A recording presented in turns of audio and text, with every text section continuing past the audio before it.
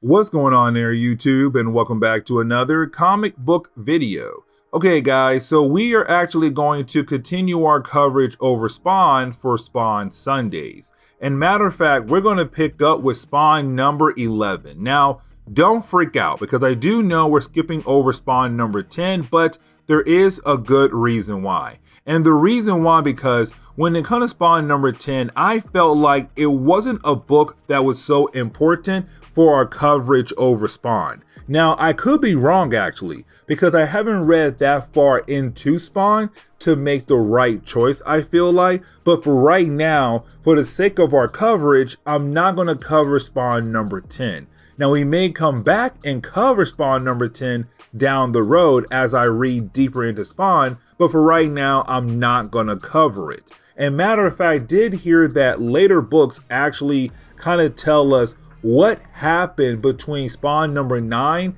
10, and technically leading up to 11, today's book. But for right now, we're going to jump into Spawn number 11. And matter of fact, Spawn is now back with the homeless group in that certain alleyway.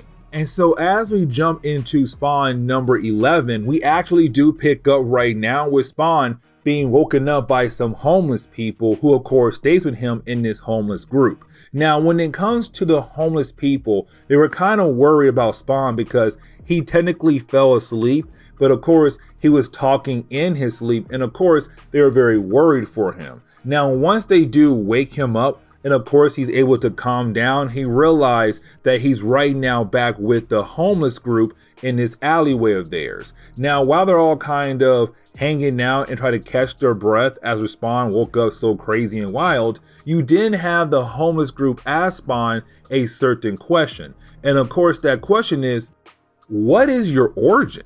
Like, who are you? Where did you come from? And that reminds us that when it comes to Spawn, he hasn't told anybody else about his actual origin of him becoming Spawn. Because when it comes to Spawn, he has no idea how he became Spawn really. Like, he has some clues here and there, but not the complete actual story. And so unfortunately, he really can't tell these homeless people everything they want to know about him because he's still trying to piece everything together for himself. Now, before Spawn is actually able to kind of tell the homeless people what is his actual origin or what he knows about his origin, well, that is the moment he begins to hear loud boom sounds. Now, these sounds do sound very familiar to him because it sounds like a particular weapon that he used to use back in his days when he was alive and a mercenary. Either way, when he does run towards the sound, that is the moment he does see a girl right now being attacked by some kind of weapon that's being used by someone else. And so of course this young girl is just trying to survive. Unfortunately, she does fly right by the Spawn, and of course when he does try to catch her, they both fly into the wall. Now, because the weapon that was used that technically made her fly across the area, it also hit Spawn as well. And so of course it left a gaping hole in Spawn.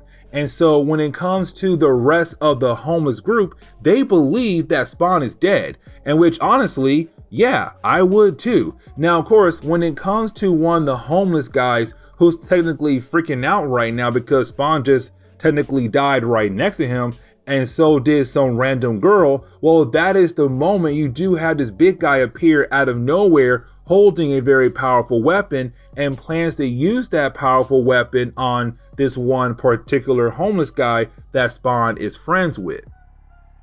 And so that is the moment where you actually do have Spawn get right back up. Now, of course, he still has that gaping hole in his chest. And matter of fact, his homeless friend that's part of that homeless group, they begin to freak out because when they look over at Spawn, he has a gaping hole, but homeboy's able to get up so easily. And of course, the guy with the gun also freaks out because Spawn has a gaping hole and he's right now just standing there like, what's up? Ready for round two? Let's go. And so you have the guy with the gun just run away, but he leaves the gun behind. And of course, Spawn does recognize the gun because he used to use the gun or seen the gun back in his past life. Either way, he does use some of his powers as a way to heal up that gaping hole. Now, when he does that, his homeless friend is literally freaking out. But of course, Spawn realized that he has no time to actually explain what's going on to this homeless guy, because he wants to figure out how in the world did a random gang in the city get their hands on some very powerful weapon, and why are they using this powerful weapon inside the city. And so that is the moment where we do kind of find out that apparently there is some kind of gang war in this city. Now, the way we find this out is because you do have Spawn actually follow the guy who used that powerful weapon earlier on that random chick back to his base, his gang's main base. And that is the moment we kind of find out the name of one of the two gangs that are part of this gang war. And of course, their names are the Nerds. Yes, that's their name for their gang, the Nerds. I honestly hate it with a passion. Now, we also kind of find out that the other gang's name is also known as the Creeps.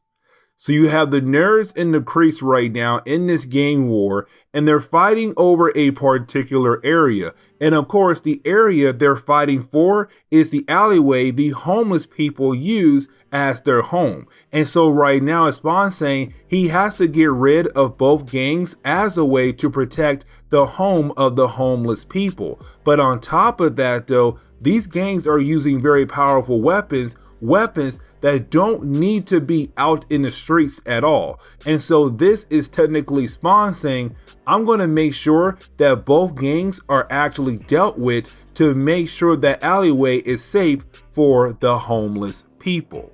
And so what you have Spawn actually do is he used his powers as a way to call out each gang to come for one final battle. And what I mean by that is that yes, there is a final battle, but he does appear in front of each gang and pretending to belong to the other gang to call out that gang to have some one last final gang war. And of course, he takes both gangs to a different part of the alleyway so that they can have their war, but of course kill each other off.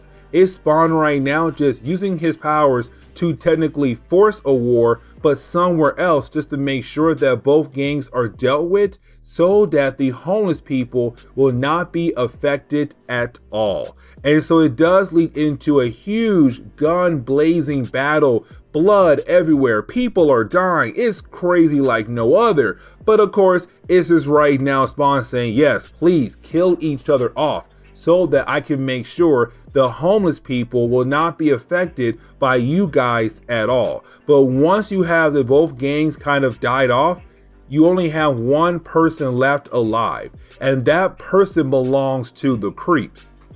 Except when it comes to the last guy, unfortunately Homeboy is not gonna make it out of this, because soon as Spawn realized he somehow survived this gun blazing battle, you have Spawn use his powers as a way to go ahead and kill off the last member of this gang, to technically say, look, I took care of both gangs just like that. Your alleyway is protected, everything is okay now. And literally that's the end of this story. That is how crazy this story gets, guys. And on top of that though, this was written by Frank Miller.